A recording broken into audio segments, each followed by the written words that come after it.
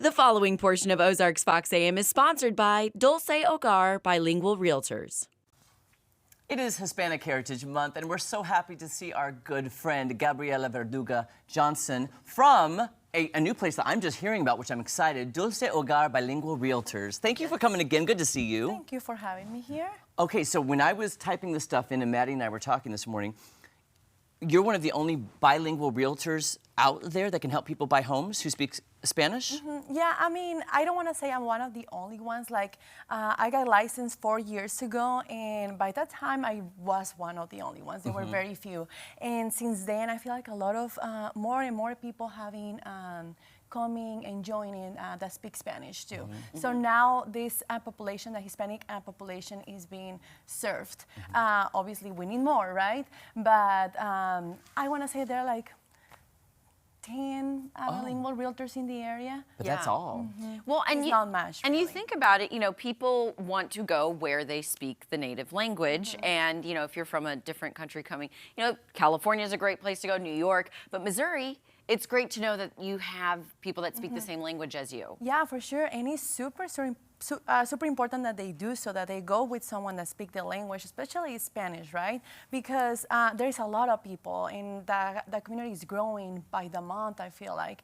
And since now there are realtors that speak Spanish, but we still don't have like inspectors that speak Spanish. We don't have appraisals that speak Spanish. There are very few lenders that speak Spanish. It's very important that they go with someone like me that speak the language, so we can guide you through everything and explain to you every single process that comes along with buying a home. See, that's the first thing I thought of was there'll be no chance for miscommunication. Yes. Because there are so many words and so many terms and so many things on a real estate contract that you may miss or not know what they mean. Exactly. And have that explained to you where you can understand. It's very important. It is very important, and at the end of the day, like, we cannot like legally translate a contract, but we can do the best that we can to make them understand. And we like, hey, feel free to go to a lawyer so they can make the right translation for you. But again, we don't have lawyers that speak Spanish that can do things like that. So right now, every time I go to the city, to the governor, or to Jefferson City to talk about real estate, I'm always pushing Spanish real estate contracts. You know, so if anyone out there is listening to this and you have any idea on how we can make that happen, please do let me know, because I feel like we're going in a circle on that. I never thought about that. Yeah. Great point. So many things to really think about. So why for you was it important? Is real estate something you always wanted to get into, or did you see that gap and you're like, I need to fill this, so I'm going to do it? I saw that gap for sure. I didn't really know what real estate was. I didn't know what a listing was or anything like that when I was back home, because real estate is so different in Mexico, right? So I moved here in the United States when I was 18, so I really never like was around situations like that. But then I married my husband, who is a lender. He has been a lender for 8 years. And I'm like, hey, like, it's weird to me that that you guys don't help anybody that speaks Spanish.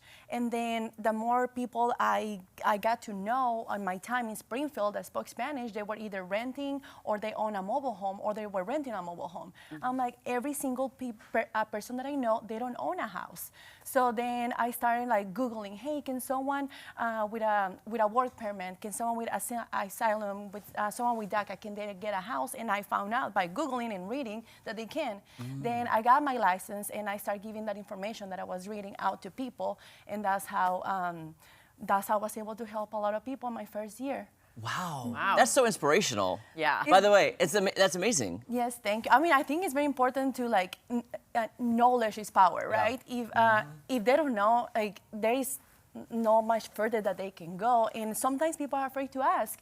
So that's why I'm there. Like, if you follow me on my social media, I'm always doing videos educating people about certain things about real estate or finances. Yeah.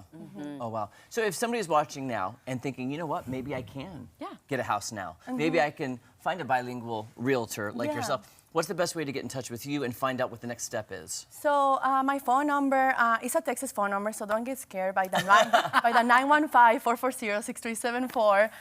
But also on my social media, I get a lot of business either on my personal Facebook or my business Facebook. I also have a webpage at Dulce Hogar Missouri and Instagram. So is that right there? There's your website. Yes, that's my website. Oh, And that's beautiful. Dulce Hogar Yes. Missouri.